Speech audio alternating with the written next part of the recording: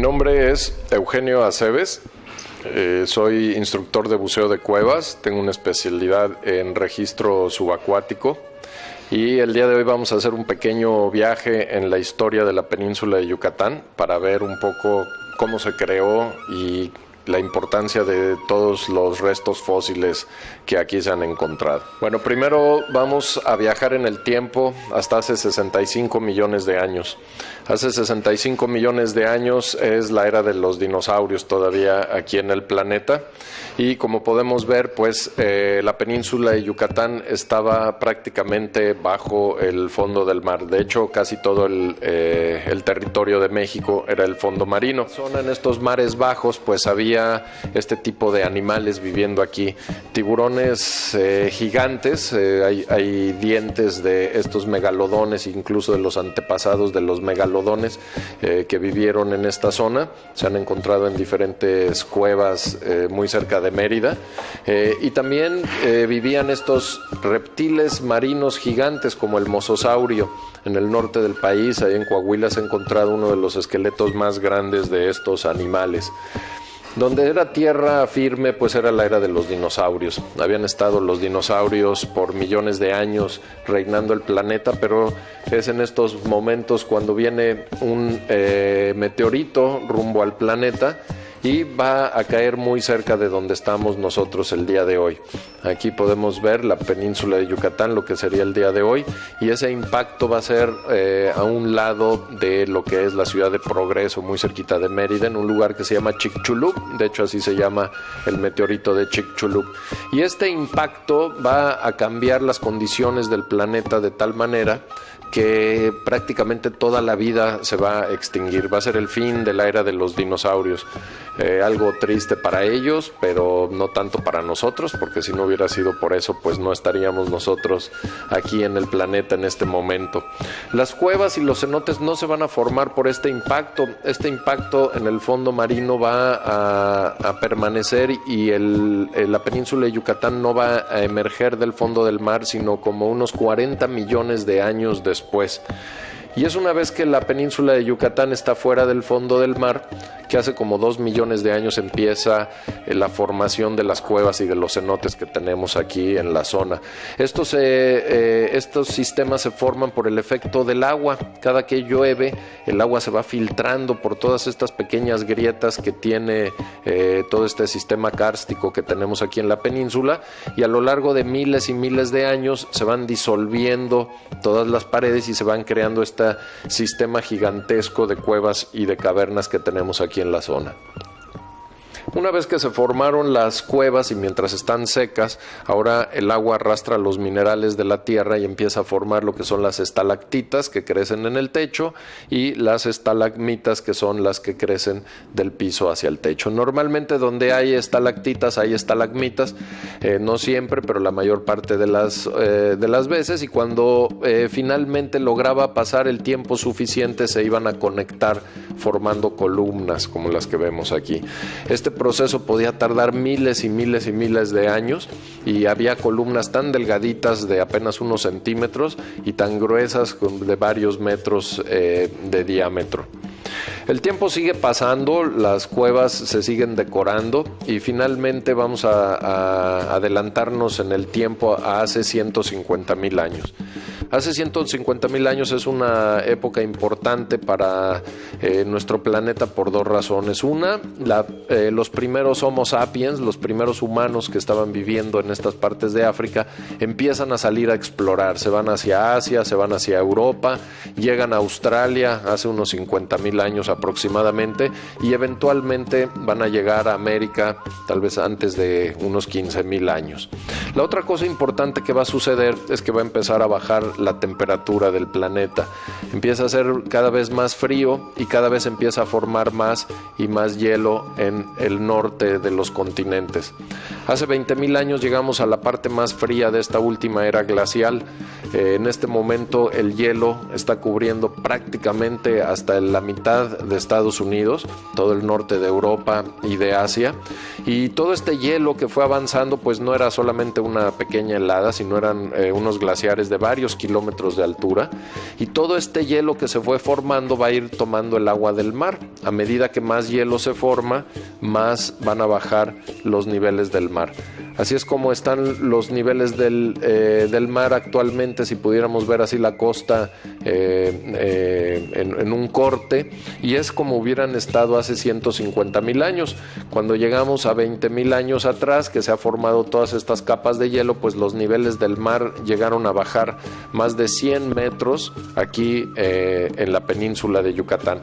Imaginen que para poder ir al mar, lo que hoy en día solamente caminamos unos pasos y llegamos a la playa y entramos al mar, pues en aquel entonces aquí en Playa del Carmen, en Tulum, en Cancún, habríamos tenido que caminar todo un cerro, caminar por todo un valle y llegar a los acantilados en donde estarían el mar ahí reventando. Hoy en día este acantilado está más o menos a una profundidad de entre 40 y 50 metros. Imaginen que el agua todavía bajó más de esos 40 a 50 metros, algo completamente diferente a lo que tenemos hoy en día. Y por lo mismo, pues todas las cuevas que hoy en día tienen agua estuvieron secas. Por miles de años permanecieron secas y humanos y animales las estuvieron utilizando todo el tiempo para tener sus actividades dentro de las cuevas, para vivir dentro de las cuevas, para protegerse de los depredadores, etcétera, etcétera. Pero hace como unos entre 20 y 15,000 años termina esta era glacial, empieza a subir la temperatura del planeta y ahora todo ese hielo que se formó muy lentamente se va a ir derritiendo, y a lo largo de 6,000 años todo ese hielo desaparece y los niveles del mar, de haber estado muy abajo, van a también ir subiendo lentamente hasta que van a inundar todo como lo tenemos hoy en día. Esto lo tenemos así aproximadamente desde hace 6,000 años. Los antiguos mayas que vivieron en esta zona, por ejemplo, conocieron los niveles del mar como los tenemos hoy en día. Entonces, ¿qué le va a pasar a todos los cenotes? Pues también el nivel va a aumentar y todas las cuevas se van a inundar. Así es que todos los huesos que los animales y los humanos dejaron dentro de las cuevas, pues tal vez se comieron por ahí algún animal y dejaron ahí su esqueleto, o un animal entró y se murió dentro de la cueva, o una persona se murió dentro de la cueva. Pues bueno, en muchos de estos sitios esos huesos se conservaron por miles de años. Cuando sube el nivel del mar, quedan atrapados en esta como cápsula de tiempo. Ya nadie pudo volver a entrar a estas cuevas, pues estaban ya inundadas. Aproximadamente hace unos 30, 40 años empieza la exploración de estos sistemas, llegan los primeros buzos a la zona. Este es el sistema de Dos Ojos. El día de hoy, pues hace unos días salió ya la noticia, se logró hacer esta conexión y ahora ya tenemos un sistema gigante en esta parte. Pero nada más en esta zona de aquí, que son de Xel-Há a un poco más adelante de Tulum, no son ni 35 kilómetros, tenemos más de 500 kilómetros de cuevas conectadas que durante miles de años estuvieron secas y disponibles para todos estos personajes y estos animales que vivían aquí. El cenote del Pit es el cenote más profundo de Quintana Roo, tiene más de 120 metros de profundidad. Y en esta parte de aquí, por ejemplo, llega como a unos 60 metros de profundidad. Podemos ver muy fácilmente cómo se formó este cenote. Todas estas piedras que tenemos aquí es lo que alguna vez fue el techo. El techo se desploma y esto hace una entrada a estos sistemas subterráneos. ¿Cómo habrá sido esto durante la era del hielo, cuando el nivel del agua estaba en la parte más baja? Debió de haber sido realmente muy diferente a lo que tenemos ahí. Un lugar en donde seguramente animales y humanos iban a utilizar, ¿no? Pues podían tener acceso al agua dulce, tenían un buen lugar de protección. De hecho, en este cenote se han encontrado huesos de 2 esqueletos humanos, se han encontrado huesos del tigre dientes de sable y se han encontrado huesos del perezoso gigante. De hecho, en una cueva que está todavía aquí en este sistema, se encuentra un esqueleto completo de uno de estos perezosos gigantes. Pero cuando termina pues la era del hielo, los niveles del agua van a ir subiendo muy lentamente y van a dejar el cenote como lo vemos hoy en día. Y algo que es importante destacar aquí son estas líneas negras que podemos ver aquí en las paredes del cenote. Esta marca negra es la marca del agua salada. El agua del mar está de esa marca hacia el fondo, y de la marca hacia arriba es el agua dulce que viene de la lluvia. Cada vez que llueve, el agua se filtra por la selva, queda sobre el agua salada y muy lentamente se va moviendo hacia el mar. Es un sistema que está conectado, el agua dulce, el agua salada, el manglar, el arrecife, todo está conectado. Durante mucho tiempo pensamos que eran independientes, que si se inyectaban los desechos de aguas residuales en la profundidad, pues no iba a pasar nada, y ahora nos damos cuenta que todo lo que hagamos en algún punto de este manto freático finalmente va a afectar todo el manto freático, una de las partes más importantes y de los descubrimientos más importantes que se han hecho en los últimos años con estos estudios del agua. Pero bueno, hablando un poquito ya de los animales que vivieron aquí durante la era del hielo, vamos a hablar de uno que todos conocemos, que son los caballos. Los caballos normalmente no conocemos la historia completa. La verdad es que los caballos son originales de América. Esta pequeña imagen que tenemos aquí son antepasados de los caballos de aproximadamente unos 10 millones de años. Estos fósiles de estos caballos, como del tamaño de un perro chihuahua, se han encontrado tanto en Europa como en América. Cuando los continentes se separan, en Europa los antepasados de los caballos se extinguen, desaparecen completamente, pero en América continúan con su evolución, y más o menos hace 1 millón de años ya llegan al caballo que conocemos hoy en día. Y los caballos van a utilizar el estrecho de Bering durante las diferentes eras glaciales. Cuando los niveles del mar bajaron, se forma un puente que les permitió ir a Asia, ir a Europa, llegaron a África, donde miles de años después se van a transformar en cebras, y eventualmente hace unos 10,000 años van a desaparecer completamente de América, junto con los perezosos gigantes, los dientes de sable, los antepasados de los elefantes, diferentes especies todas de la megafauna. Y es por eso que cuando llegan los primeros exploradores, llegan a América, traen caballos, y pues nadie había visto los caballos aquí, pero en realidad los caballos que alguna vez salieron caminando regresan miles de años después navegando. Y es una especie bien interesante porque en las primeras décadas de exploración que hubo en América, hubo caballos que se empezaron a escapar, y en menos de 100 años ya teníamos caballos salvajes por toda América. Entonces es todo un misterio qué les pudo haber pasado a estos animales y a todos los animales de la megafauna que vivieron en la era del hielo. Dentro de las cuevas y los cenotes en la Riviera Maya se han encontrado animales y humanos de la era del hielo. Hemos encontrado, o se han encontrado más bien ya 10 esqueletos humanos, todos más antiguos de 8,000 años. El más antiguo de todos ellos tenía casi 14,000 años, la mujer de Najarón, con 13,700 años. Es el esqueleto humano más antiguo que se ha fechado en América. Y en esta imagen podemos ver 7 de estos esqueletos. Se encuentran en el Laboratorio de Antropología Física de la Universidad Nacional Autónoma de México, es en donde se les ha dado su tratamiento de conservación y de estudio. Estos materiales, si nosotros los sacamos del agua, se van a deshacer, se van a desbaratar muy fácilmente. Necesitan llevar unos procesos de conservación que en muchos casos tardan más de 2 años. Y aquí podemos ver un poco la diferencia de cómo se han encontrado estos esqueletos y cuánto material óseo de cada uno se tiene. El más completo de todos es el de la mujer de Las Palmas.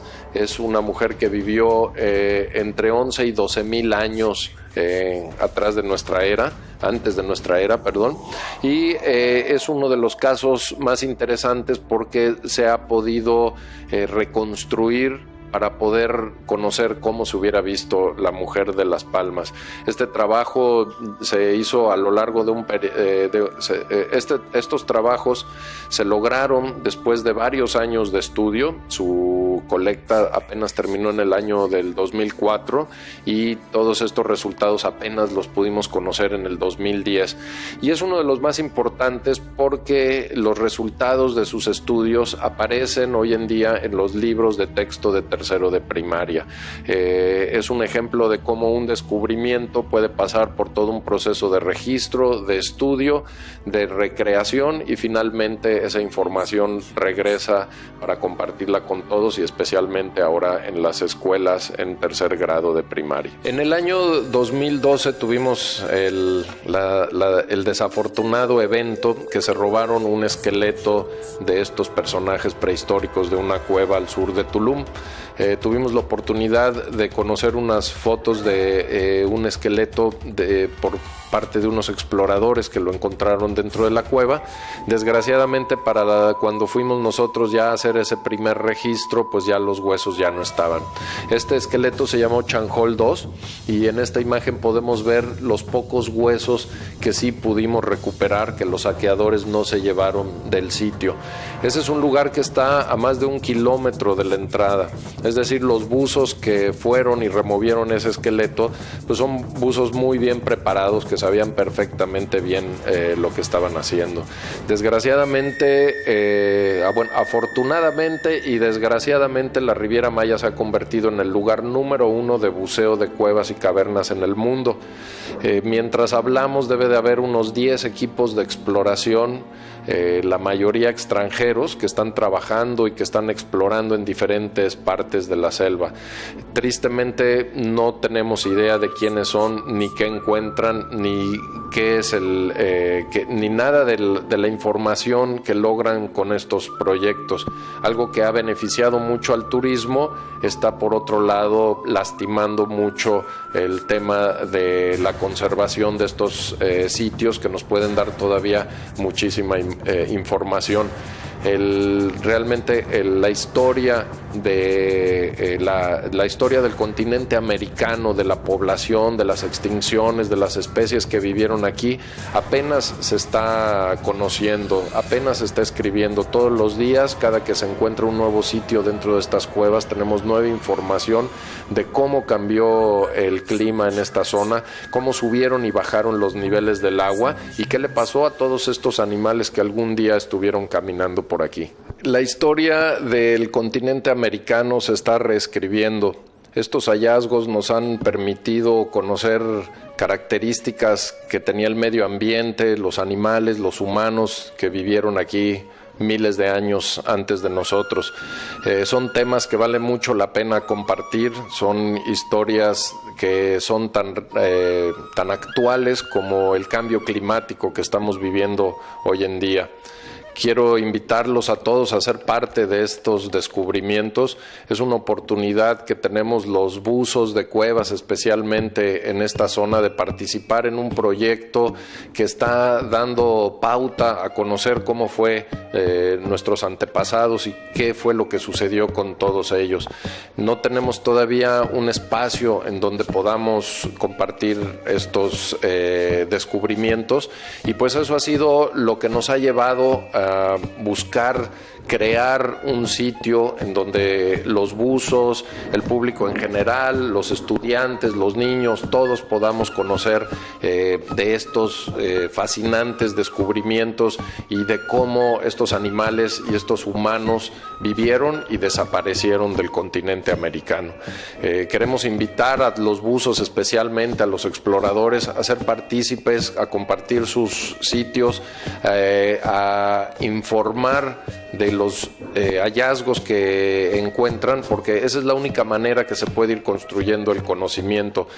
Tenemos más de 1,500 kilómetros de cuevas exploradas y para un pequeño grupo de especialistas es imposible poderlos recorrer todos.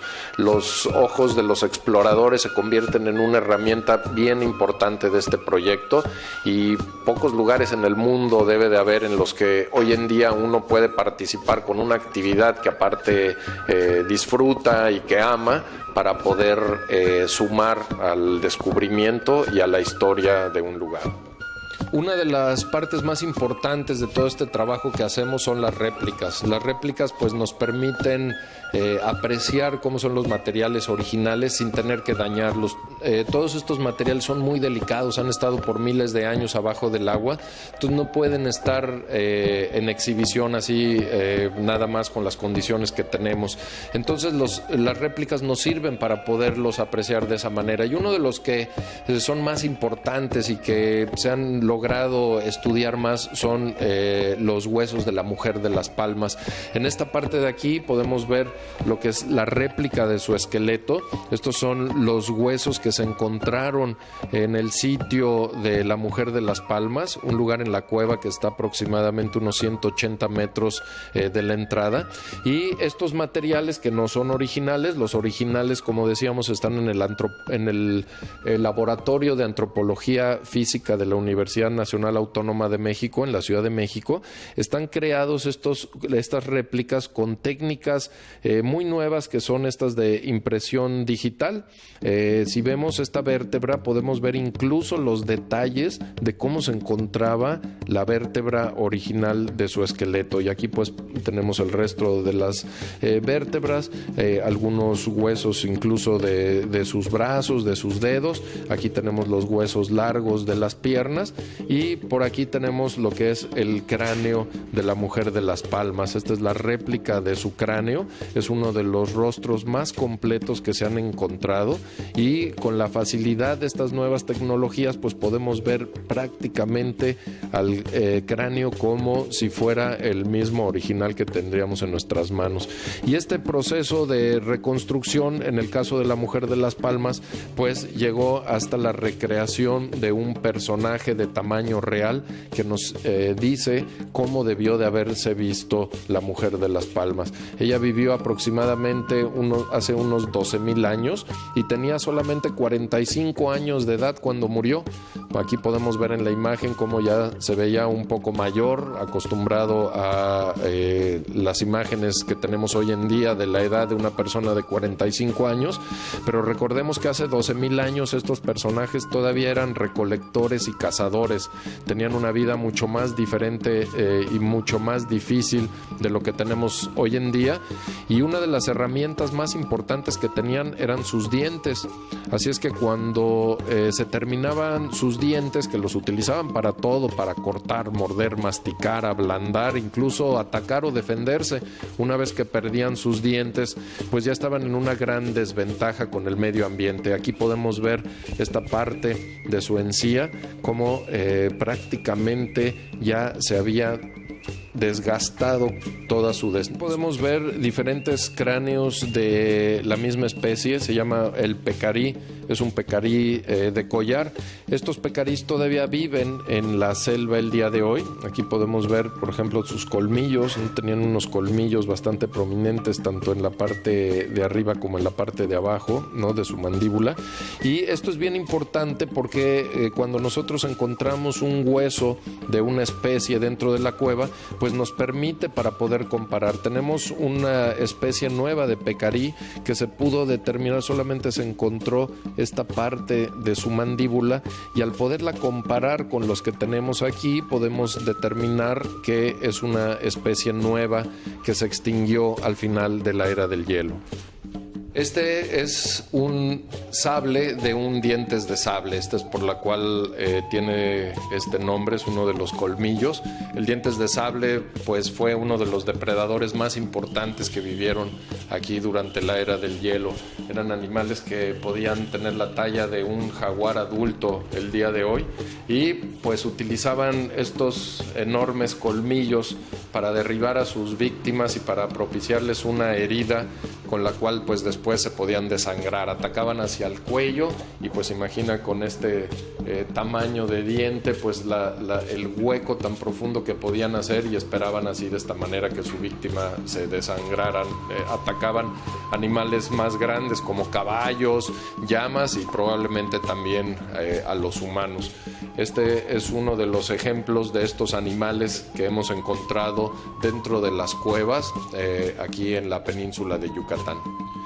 En el año 2009, los resultados que empezamos a tener con todo este proyecto, pues nos invitaban a que pudiéramos compartirlo con el resto del público, con el resto de la gente aquí en la Riviera Maya. Tuvimos la oportunidad en 2010 de participar con el ejido de Jacinto Pat. Es un ejido en donde tienen el sistema de cuevas más grande del mundo debajo de sus tierras. Y cuando fuimos a hacer unos trabajos de estudio en uno de los cenotes, nos entrevistamos con la mesa directiva en aquel entonces, presidida por el señor Mariano Mazón, quien pues cuando hablamos de todos estos descubrimientos y de lo que se estaba haciendo, pues se mostró muy interesado.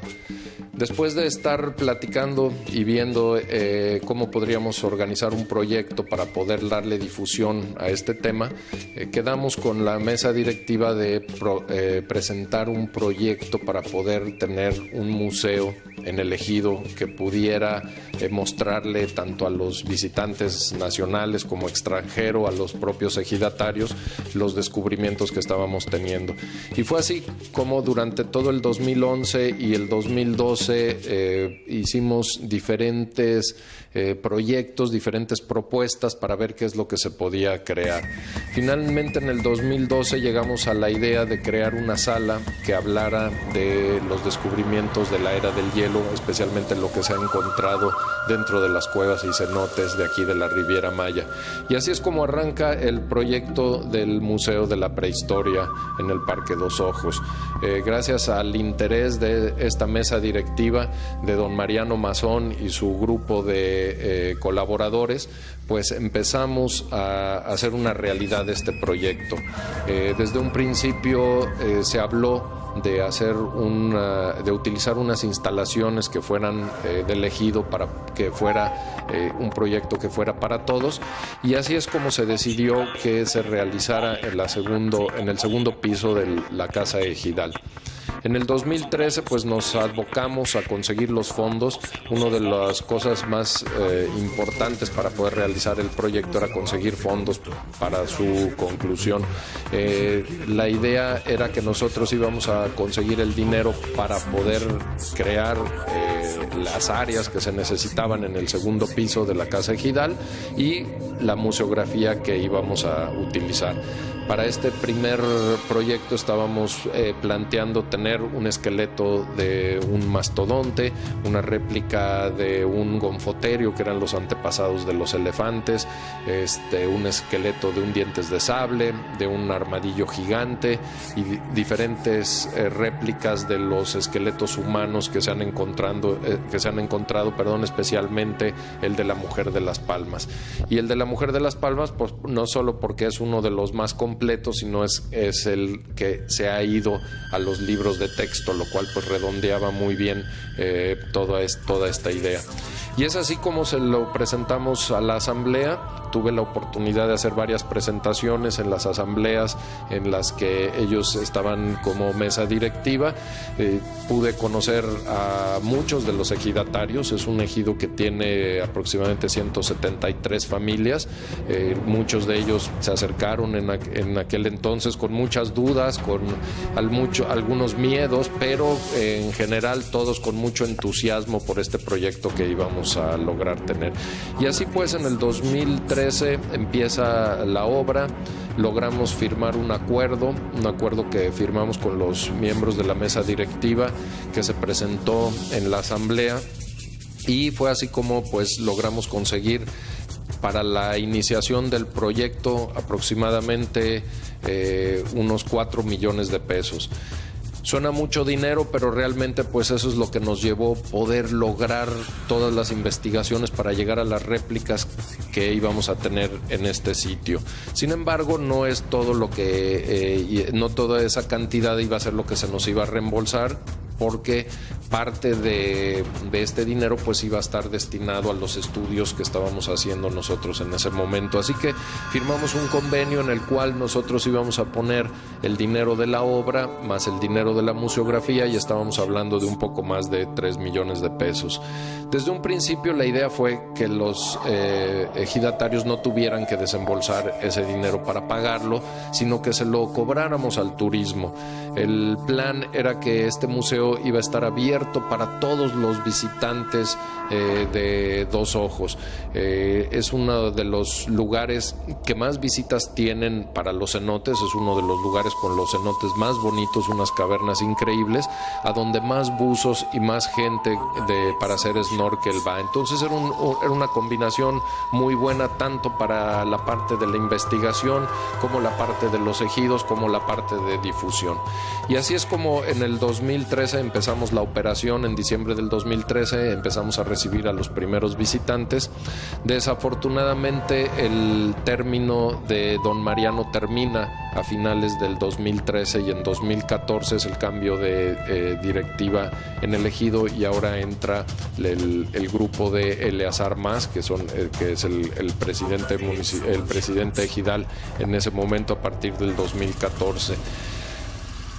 Tuvimos muchas reuniones con esta nueva mesa directiva. Durante prácticamente 3 años no mostraron más que mucho optimismo acerca del proyecto. Incluso en el 2015 organizamos una inauguración oficial en la que el señor Eleazar Mas y su hermano Víctor Mas, quien ahora es el comisario ejidal, pues fueron los que cortaron el listón de inauguración del proyecto del museo. Se le dio muchísima difusión, se hicieron notas de prensa, salieron varios reportajes, en fin, estuvimos trabajando intensamente durante todos esos 3 años, y desgraciadamente durante todo ese tiempo no logramos que se cumplieran los acuerdos que habíamos quedado, en los cuales pues se nos iba a pagar esta inversión que habíamos hecho. Finalmente toda esta inversión iba a ser parte de los bienes del ejido. Nuestro proyecto estaba consolidado para que trabajáramos juntos durante 5 años, y al final de ese tiempo les íbamos a dar ya toda la capacitación para que ellos mismos pudieran continuar con el trabajo dentro del museo, con las visitas guiadas, etcétera. Nada de esto fue resultando en el término de que pues no pudimos recuperar ningún pago durante todo este tiempo. Sin embargo, tuvimos muchísimas visitas en estos 3 años, y muchas visitas de personajes importantes, tanto de la política como de la cultura nacional e internacional. Tuvimos muchas visitas de personajes del DIF, por ejemplo, de adultos mayores, muchos abuelitas nos visitaron por parte del DIF municipal de Tulum. Tuvimos más de 5,000 visitas de alumnos de escuelas, no solo de la Riviera Maya, tuvimos visitas de escuelas que vinieron de Chetumal, tuvimos del centro del país, del Estado de México, de la Ciudad de México, de Chiapas. Incluso tuvimos una secundaria de Canadá que hicieron un viaje especial para ir a conocer el museo, y pues cada vez iba caminando de mejor manera, cada vez se iba posicionando más, se estaba convirtiendo realmente en un punto bien importante, especialmente porque no hay otro lugar en el país en donde se estaban dando a conocer estos descubrimientos. Y estamos hablando de más de 10 esqueletos humanos que se han estudiado, el grupo de personajes de humanos de la era del hielo más importantes de toda América. Para el 2016 pues ya habíamos pasado 3 años con esta nueva mesa directiva, y al no poder lograr que se recuperara nada de esta inversión, termina su periodo Eleazar Mas, y ahora le sigue su hermano Víctor Mas. Y desgraciadamente se cerraron completamente la comunicación, por lo menos con el señor Eleazar Mas pues tuvimos muchas reuniones, siempre hubo interés en seguir adelante, pero en cuanto empieza la mesa directiva de Víctor Mas se cierran las puertas, y después de muchos intentos de tratar de dialogar, de tratar tratar de echar a andar el proyecto, de ver cómo podíamos mejorar. Finalmente tuvimos que proceder pues ya a términos legales para tratar de exigir lo que pues nos corresponde.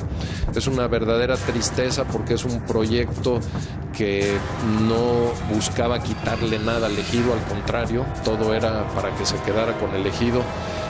El Museo de la Prehistoria se convirtió en el museo número 001 del municipio de Tulum, en los registros del Consejo Nacional de la Cultura y las Artes, en Conaculta del país, algo que pues es histórico, tener un municipio en donde tenemos uno de los sitios arqueológicos más visitados del país, de hecho es el tercer sitio arqueológico más visitado del país, y que no tenga un museo, que se haya convertido el museo que se logró en el ejido como el museo número 1 del municipio, pues es algo que realmente era un ejemplo, no solo para el estado, sino para todo el país, e increíblemente lo vimos como un ejemplo para el resto del mundo. Hemos sido contactados por diferentes organizaciones internacionales pidiéndonos información, pidiéndonos que demos una plática, una conferencia para tratar de explicar cómo logramos esta sinergia entre una comunidad, el gobierno, la educación y la iniciativa privada. Y pues realmente era un orgullo poder hablar de este tema, es algo que iba a abrir las puertas para muchísimas posibilidades. Una de nuestras áreas más fuertes para haber entrado a este proyecto es la posibilidad de recurrir a fondos, no solo gubernamentales, sino fondos internacionales. En el primer año solamente pudimos haber accedido a recursos tanto federales como locales por más de 30 millones de pesos. ¿Qué significa eso? Que teníamos todos los puntos que se necesitan para poder tener este tipo de apoyos: el trabajar con una comunidad, el trabajar con la educación, con la conservación, con los recursos naturales y con la iniciativa privada. Vaya, no podía haber un escenario más completo para poder tener acceso a todas estas ayudas. Sin embargo, pues para que esto se lograra tenía que haber sido un trabajo común entre todos, y en ese sentido pues el ejido nos dejó abandonados.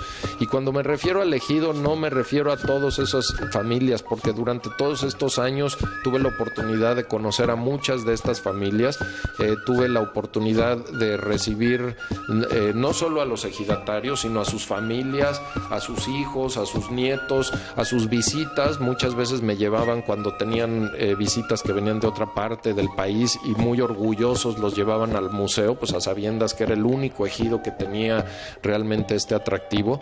Entonces ha sido realmente una sorpresa cómo las cosas se atascaron y cómo no se pudieron resolver.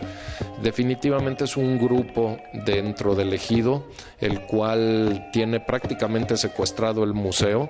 Una vez que empezó el tema legal, cambiaron las chapas, no me permitieron sacar ni siquiera mis objetos personales, y pues de ahí se cerró la puerta a este proyecto que realmente venía en ascenso. Que si hubiéramos tenido el apoyo desde un principio como habíamos quedado, si ese dinero hubiera regresado a lo que habíamos nosotros invertido, ahorita no estaríamos hablando de un museo cerrado, sino estaríamos hablando probablemente de varios premios que ya hubiéramos logrado, tanto por el esfuerzo del ejido como del museo.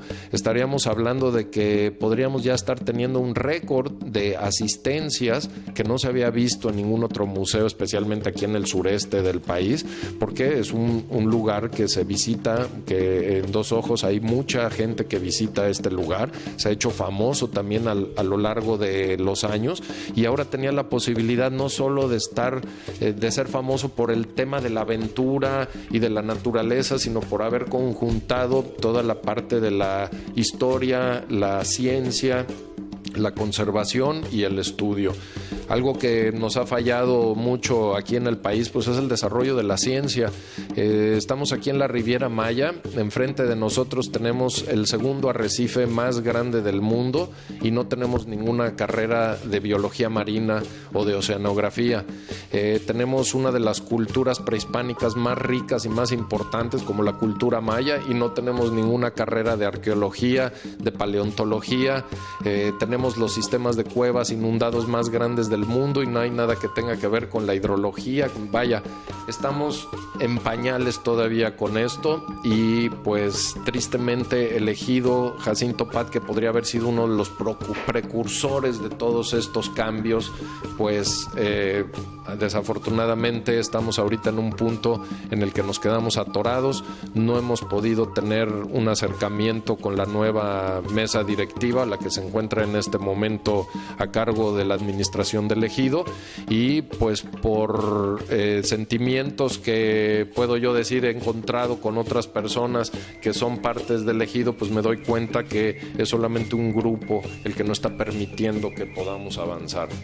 El mensaje para las autoridades sería que participaran en lo que está pasando aquí. Esta denuncia la pusimos ya hace más de 6 meses y realmente nos hemos ido de una manera muy lenta. Es muy claro lo que está sucediendo. El instituto y mi persona como representante del instituto no estamos tratando de quitarle un terreno al ejido, no le estamos quitando un cenote, una mesura, un acceso, absolutamente nada de eso. Estamos pidiendo pues que se nos devuelvan las piezas que al final de cuentas no han querido ellos pagar y que se nos devuelva la cantidad de dinero que hemos invertido más lo que se ha perdido durante estos años. El dinero se invirtió para su casa ejidal. Ahí se puede ver a dónde se fue ese dinero. No es que lo estemos nosotros inventando, que no sea fácil poderlo comprobar. Incluso uno de sus compañeros ejidatarios fue el que realizó la obra. Entonces, pues nuestra petición es para que el gobierno alce la voz, ¿no? Hable con el ejido, trate de que esto se concluya. Y también quisiera yo decir que estamos perfectamente abiertos o estamos con las ganas de poder arreglar el problema. Si el tema se desatorara, si el museo volviera a abrir sus puertas y todo, es algo a lo que estamos completamente abiertos. No estamos teniendo este problema legal por un problema, una confrontación que hayamos tenido, sino simplemente porque no se cumplió un acuerdo que se llevó a cabo pues con todas las reglas que se tenían que haber llevado en ese momento. Se llevó con toda la buena fe, tanto de nuestra parte como la mesa directiva que se encontraba en ese momento. Entonces hemos sido muy claros en todo ese aspecto. Me queda muy claro que hay muchos ejidatarios que no tienen bien clara la situación de lo que está sucediendo y el responsable de esto es la mesa directiva actual, el señor Víctor Mas, que no nos permitió una sola vez pararnos enfrente de la asamblea y hablar con el resto de sus compañeros para explicarles cómo estaba la situación. Eso ha sido algo que tanto la mesa administrativa anterior de Eleazar Mas y la de Víctor Mas nos han sacado completamente de las asambleas. Cuando empezamos con este proceso, cuando empezamos con este proyecto, cuando se encontraba el señor Mariano Mazón, prácticamente en todas las asambleas nos invitaron a participar, aunque fuera por unos momentos, para poder resolver dudas, para poder hablar con la gente, para poder ir explicando los avances que se tenían.